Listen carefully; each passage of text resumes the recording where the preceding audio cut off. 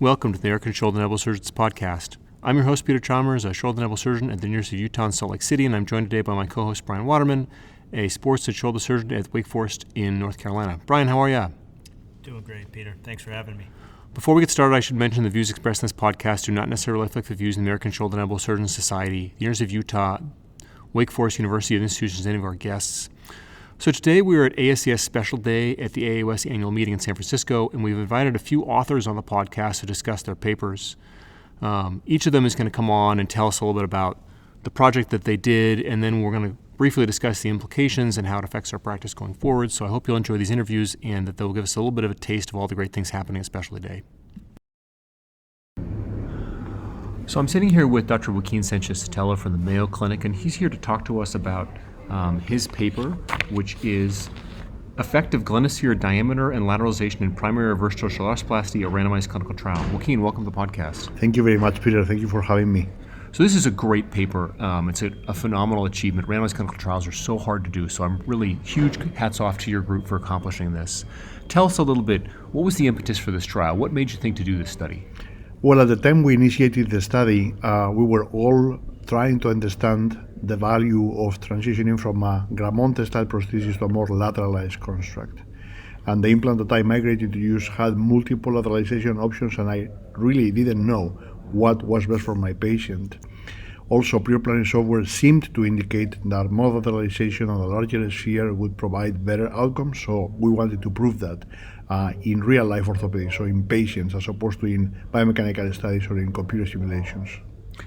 Okay, so great question. So you used a 135 stem, it sounds like, so we're moving towards more anatomic. And then tell us then, what were the groups in your study? What did you randomize patients to? So we wanted a very clean study. So it's only primaries, only two surgeons, three diagnoses, either primary OA or cafter arthropathy or an irreparable cafter. The stem was always the same, 135 polyangle. We had four groups. Based on diameter, there is two diameters, 36 and 40 millimeters. Based on offset, each of those two can lateralize through the sphere either 2 millimeters or 6 millimeters. So in the end, we had four groups, 36 plus 2, 36 plus 6, 40 plus 2, and 40 plus 6. Okay, so those are your groups. What was your primary outcome variable in the study? It was actually a range of motion. So we powered the study so that we could find a degree of range of motion difference that would be clinically relevant. That's how we powered it. So I've tried to do this in the past too. What did you think was a clinically relevant difference in range of motion? Like, what number did you pick? We didn't know, so what we did is, because Mark Flanker had always video recorded his patients, we used his papers and his reported range of motion for a statistician to tell us, to find the difference that he found between pre-op and post-op. This would be the appropriate number of patients that you would find. Got it. So we used Mark Frankel's published, this is the difference between pre and post and reverse, to determine this is what would be clinically significant for difference between these two different Glenosphere groups. And also to power to see if we could actually find a difference in range of motion as a primary outcome. So how many total patients did you recruit then? We ended up recruiting 113. We were aiming for more, but the effect of COVID was massive for our recruiting efforts because patients didn't want to return in the COVID years. So we were able to finally enroll and follow properly 113 patients. So 113 patients, how long did you follow them for? Between 2 and 6 years. 2 and 6 years, so long-term follow-up. Medium-term follow-up. Well, long-term for range of motion, I guess I would say. Yes, for range of motion, totally, yeah. Did you have multiple range of motion time points? Did you find that change between early and late in these patients? Yeah, so we analyzed range of motion at 1 and 2 years for the patients that had 2-year minimum follow-up, and then all the way up to 5 years for the ones that had 5 years. And after 1 year, I didn't see a dramatic change of range of motion for this diagnosis, which is different that in a fracture patient, for example. I think that sometimes they will increase motion further. For primary OA after arthropathy, massive after 1 year, we didn't see a major increase in motion. So let's talk about the results. Did you see a difference between plus minus lateralization, bigger or larger glenosphere, and range of motion? So the answer is no, which as you and I know is frustrating when you try to power a study to hopefully find a difference. My hypothesis was that a 40 millimeter plus 6 would be best. I thought a bigger sphere, more lateralized, based on what everyone is saying, has to make a dramatic change in my outcome. And it didn't, which goes to tell you that A, we oversimplify our understanding for reverse arthroplasty because by changing one variable, probably you really cannot dramatically impact the outcome. And B, what we find in biomechanical studies or pre-planning software maybe doesn't fully translate in what patients can achieve clinically because of the scapula, which you're analyzing yourself very well, maybe soft tissue tension, maybe stiffness, and so on. Can I ask you now, one thing I know you did find is maybe there's a difference in complications. So what did you find on that front? It's interesting, two things that I learned is that today our complication rate with a well-done primary research is actually low. We only had 3 complications in 113 patients. Incredible. Of which one was a superficial infection. So 2 real complications. One patient dislocated, so under 1%. One patient had a loose glenoid. Interestingly, they all clustered in the 36 millimeter group, and I don't know exactly why. It may be because of fragility, maybe the study is so limited in terms of the numbers, despite being 113, that they all just maybe they pooled in that group. But if you do p-values, the lateralized group, so if you combine 36 plexes and 40 plexes, they had a higher rate of complications in our study. But again, it's 2 out of 113, so I don't think it really reflects a difference in complications. So maybe statistically significant, but hard to really know if that actually clinically would matter because it's so few people. That's exactly right. Can I ask you now, when you're using more lateralized, bigger spheres, did you find that the patients in the bigger Glenosphere or more lateralized Glenosphere groups had thinner polyethylenes or bigger head cuts? How are you adjusting on the humeral side? Did you look at that difference in what the components look like on the humeral side between groups? We did. So this particular system, the thinnest possible bearing, if you combine metal and plastic, is 6 millimeters.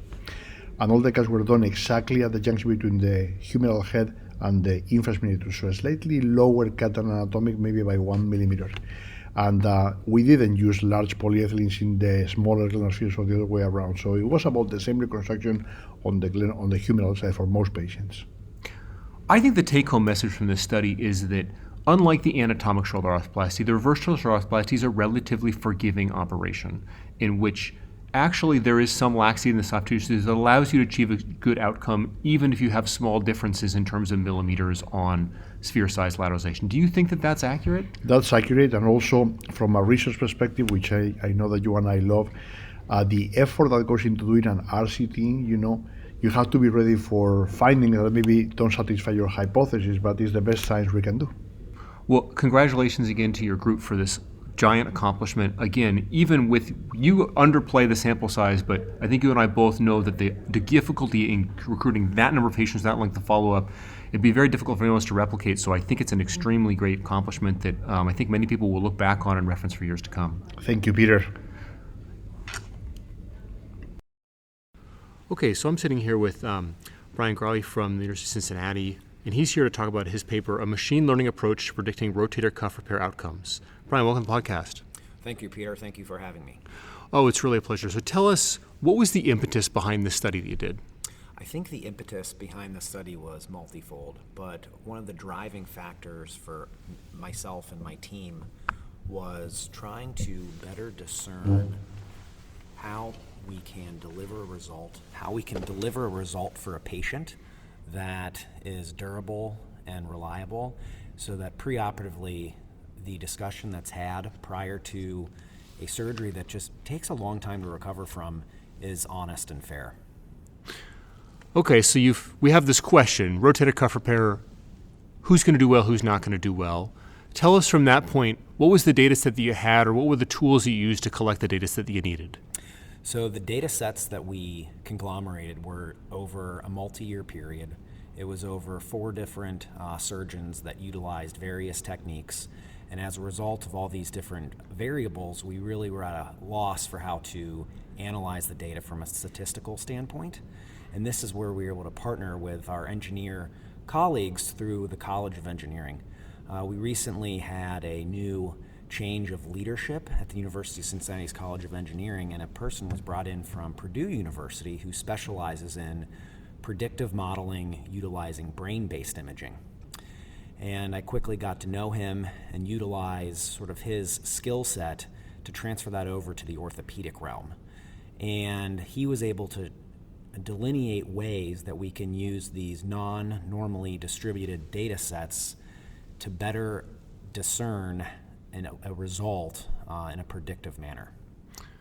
Great. So it sounds like you have a very generalizable data set, but you've got like what is a very classic problem in statistics is that you've got a non-Gaussian distribution of your data that's maybe not as amenable to linear regression, and then you've used these new methods. So tell us just a little bit, what is the machine learning? How does it differ from regression?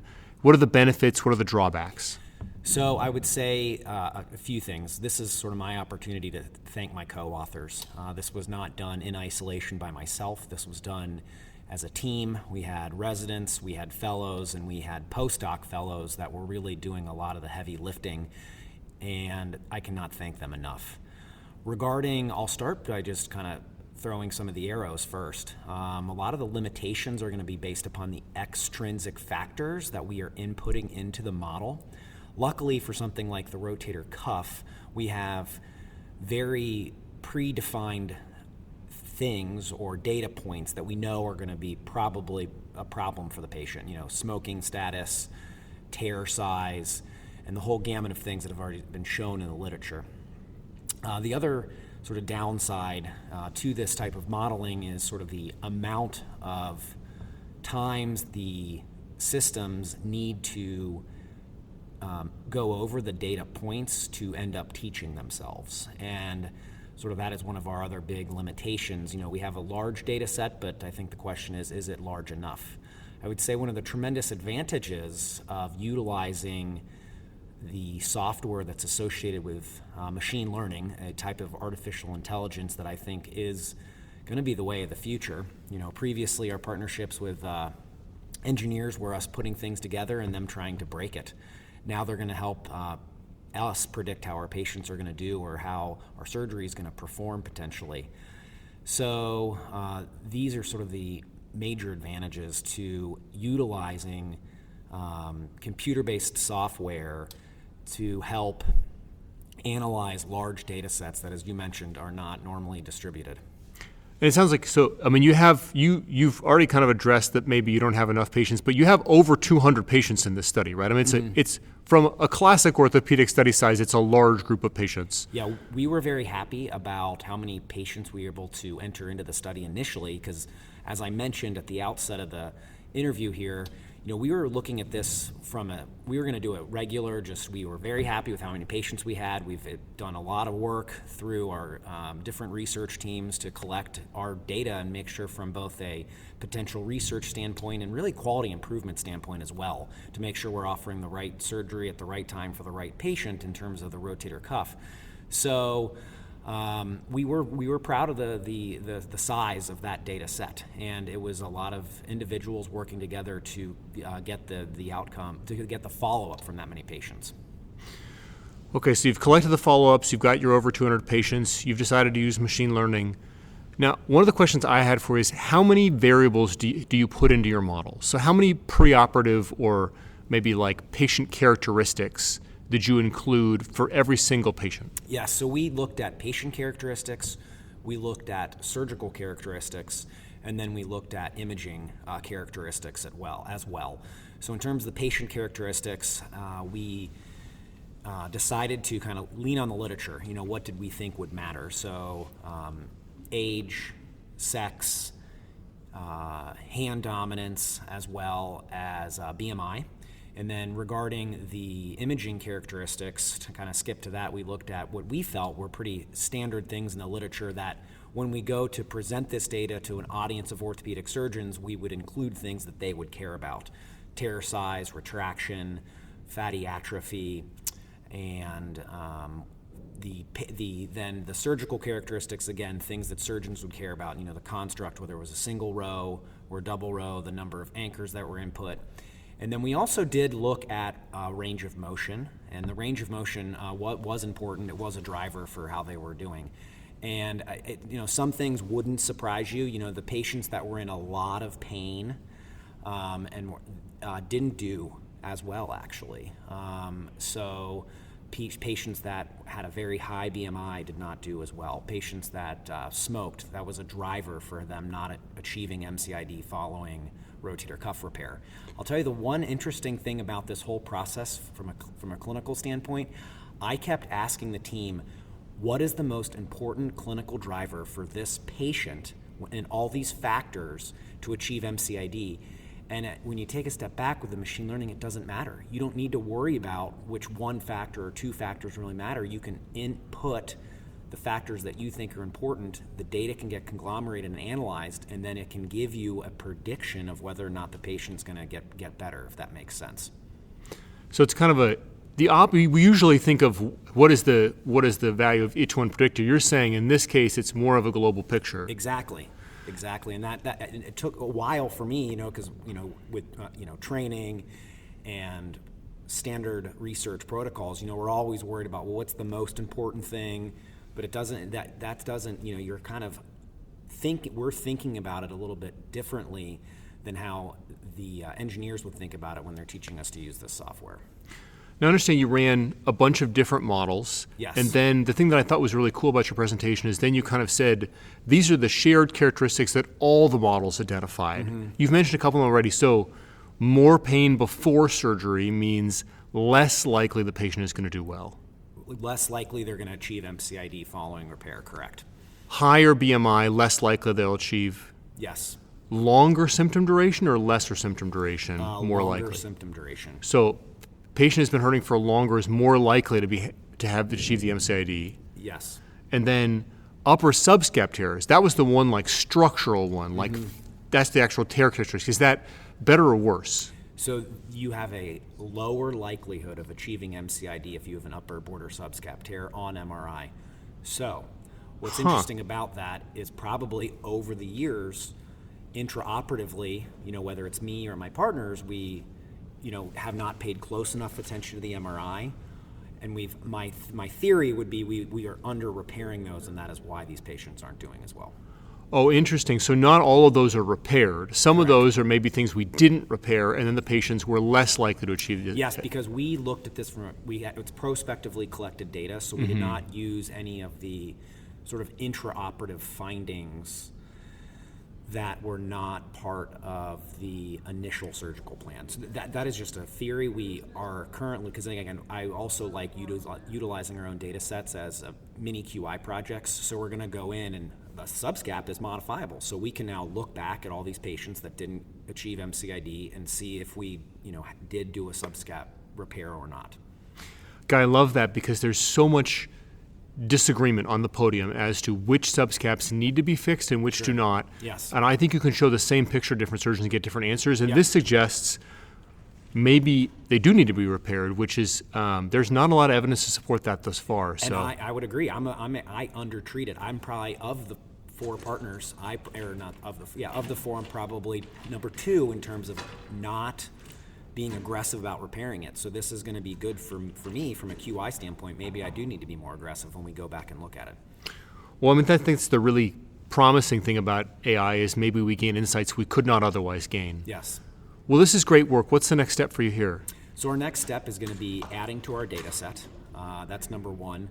Number 2 is developing more of an a la carte, hopefully menu for this clinical app that we're developing. So this clinical app is going to be hopefully practical for the surgeon and the patient to input values on an app about themselves and their rotator cuff tear to see if they would benefit clinically from a repair. And next up, as I mentioned, a la carte, what if we have what if we have a proximal biceps surgery? What if we have a concomitant distal clavicle procedure? How does that affect sort of the outcome for the patient? Well, I think it's great work you guys are doing, and I'm excited to see what happens next. I think for all of our listeners, the exciting thing that I think about this work is this is a totally new approach to what is a really, I think in a lot of ways, traditional problem that hopefully gives us new insights we couldn't otherwise gain. That is really where my eyes were opened. The insights that I have gained from a new method for how to, look at our own data has been really, I would almost say, refreshing and reinvigorating. Sometimes we're just, seeing a lot of patients in clinic, we're doing the same studies and just reviewing our data. And this is a very different approach that I think we are at the tip of, literally, I know it sounds cliche, the tip of the iceberg in allowing and embracing this technology to help us get our patients better. Well, thanks so much for coming on. I appreciate it, and safe travels home. Thank you. All right, so I'm sitting here today with John Wickman, who's a shoulder fellow at Washington University in St. Louis. He's presenting a project that he did with Chris Clifto at Duke. It contains data, it sounds like, from Chris Clifto and Armand Hatzidakis and Ben Sears in Denver. And of course, we're joined today by Brian Waterman, who's our new co-host that we're very excited about. So, John, welcome to the podcast. We're hoping you can talk to us about the paper you presented today for Specialty, Clinical Outcomes and Complications Following Modern Intramedullary Nails for Proximal Humerus Fractures, a Multicenter Analysis. Yeah, thanks for having me. I love the podcast, so I'm really excited to have this opportunity. So it's a retrospective review is combining all the patients that have gotten a third-generation intramedullary nail performed through a rotator cuff sparing technique that both Clifto has one where he uses the deltopectoral interval, and then Hatzidakis and Dr. Sears have a percutaneous technique as well as a lateral technique where the nail passage is actually through the muscle belly, so protecting the tendon itself. And part of the shtick with the third generation nail is that they're smaller and they have straight nails so that these techniques can be performed versus earlier generations where there was lateral bends and you kind of had to go through the tendon, or they're designed to raise the tendon and then repair it at the end. So looking at our cohorts, we had 90 patients. We broke them up by their near type. There's 38 two-part fractures, 34 three-part fractures, and 18 four-part fractures. And so really what we were looking at was their clinical outcomes in terms of patient-reported outcomes, range of motion, and pain scores, and then what do their complication profiles and reoperation rates look like. The populations looking at it, there was 74% female, average age of 63 years, ranged from 24 to 93. 83 were low energy mechanisms, and then the mean follow-up was a minimal of 1 year, but it ranged from 1 year to 10 years, basically. And so what we found is that the nails tend to do pretty well when you compare them to what's out there in the proximal humerus fracture literature. Mean range of motion across all nails was 133 degrees of forward flexion, 133 degrees of abduction, 50 degrees of external rotation. But if you looked at just the two-part fractures, it was significantly better. It was more in the 140 degrees for forward flexion and high 50s for external rotation. SANE scores, the mean SANE score is 79% across the whole group, but for just the two-part cohort is 89%, and then 74% when you looked at the 3 and 4 parts together. And then mean ASES was also relatively high at 78, and then 2 parts it was 86. So we kind of tried to look at just how the 2 parts looked compared to the 3 and 4 parts, because I think it can be argued a little bit different animals when it comes to nailing techniques and just proximal humerus fractures in general. And the 2-part fractures really did, I think, quite well. The satisfaction rates were really high as well at 97% compared to more in the mid-70s for the 3 and 4 part group. Of course, like any proximal humerus study, the complications are still there. We had 23 complications recorded. 5 of them were in the 2-part cohort versus 18 in the 3 or 4-part cohort. And the most common one was persistent shoulder stiffness, followed by symptomatic hardware. There were 2 non-unions and 3 malunions, all of which were in the 3 and 4-part cohorts. But there were no radial nerve injuries and no infections in it. And then the most common reoperation was a capsular release for shoulder stiffness, and then symptomatic hardware removal. And 2 patients went on to get an arthroplasty. But it was kind of interesting, and I think this has been shown in quite a few studies looking at treatment of proximal humerus fractures, that despite the fact that bony union is, we're developing all these techniques to have more anatomic bony union and things to take care of the soft tissues and be more soft tissue friendly or protecting the rotator cuff, shoulder stiffness is still an issue following proximal humerus fractures. I think it just speaks to the soft tissue trauma that's kind of associated with these injuries. Seems like one of the main take-homes from your study is that 2-part fractures definitely do better than 3 and 4-part fractures when it comes to intramedullary nailing. Do you think that's reflective of the data? Yes, I would definitely agree. And I think that, I think you see that in other studies as well. Dr. Willow has published on his series of two-part fractures that he treated with the intramedullary nail, and we have pretty mirrored results that they really do very well with intramedullary nailing. And then the other thing I thought was very interesting is that is the stiffness aspect to it. So, I mean, did you feel like there's particular predictors for stiffness? It sounds like from the way you're talking, you think it's more of a soft tissue issue, soft tissue damage that occurs at the time of the fracture, maybe less so than what's happening with the bone. Is it a rehab issue? Where is that coming from? I think it's difficult to say. It's definitely hard to spell out just with our data because it's 6 patients that had a capsular release, and when I look at them, they were all in the range of 50 to 60 years old. They were all low energy mechanisms. I believe 3 of them had a percutaneous approach, and the other 3 had open. So we didn't really have numbers to spell out what exactly is predicting this for them.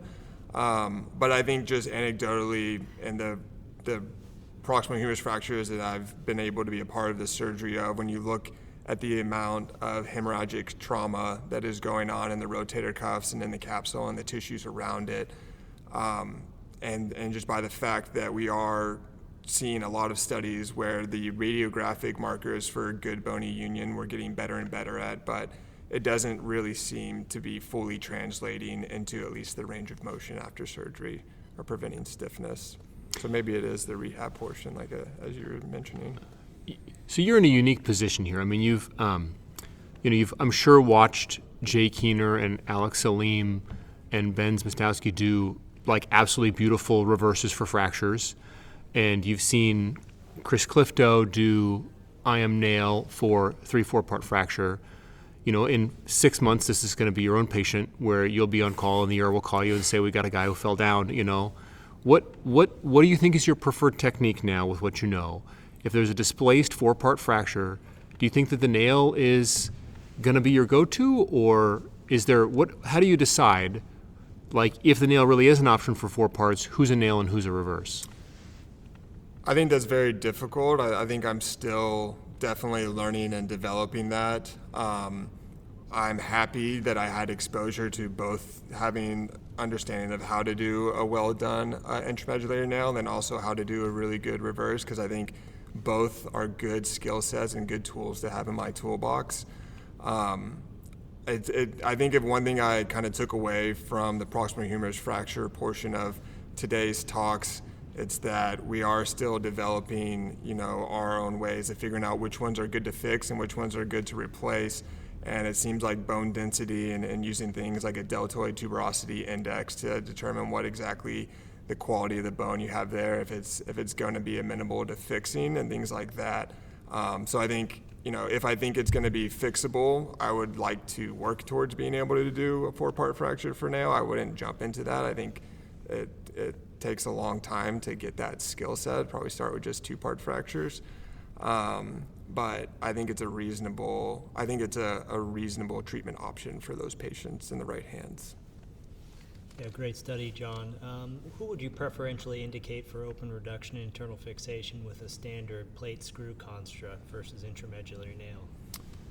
So I think that is totally in the hands of the surgeon, is what I take from reading the literature, that if you have this skill set and you've kind of developed the skill set of being able to treat it with an intramedullary nail, that Dr. Hatzidakis, Dr. Clifto, Dr. Sears, they are able to treat those patients with that.